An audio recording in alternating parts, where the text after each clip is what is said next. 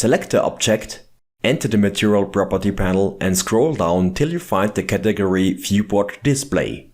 Expand the category and change the color. And that's it. More information about this process in this video now. Standardly, you start creating your 3D object in Solid View in the 3D viewport work panel with the basic default material. The Solid viewport shading gives you the best modeling experience and don't interrupt your eye with any kind of textures and light effects. But probably you just want to give your 3D object a specific color so that you can diversify some object from the rest while modeling. Basically, you can change the color of the 3D viewport by assigning the material. So enter the material properties and add a new material slot. Then add a new material to the object. This will generate a material with the principal BSDF shader by default. One of the first settings is the base color here. You are able to choose a color by clicking on the white stripe here. But nothing happened in the 3D viewport.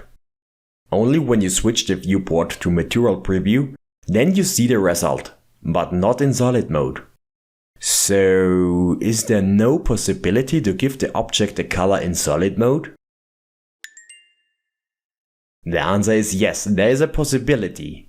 You have to scroll down in the material property panel till you find viewport display.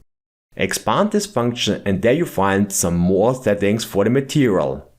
When you change the color here, then this will influence the object color in solid mode. But care, if you have two different colors selected for the base color of the principal BSDF shader and the color in the viewport display section, then you will get different results as well. Check out the material preview mode and the rendered viewport shading. It is different. So it is possible to copy the hex value of the principal BSDF base color and paste this to the viewport display color value. And that's all so far. Thank you very much for watching. It would be very nice to give this video a like and or subscribe my YouTube channel for more game dev videos. Cheers!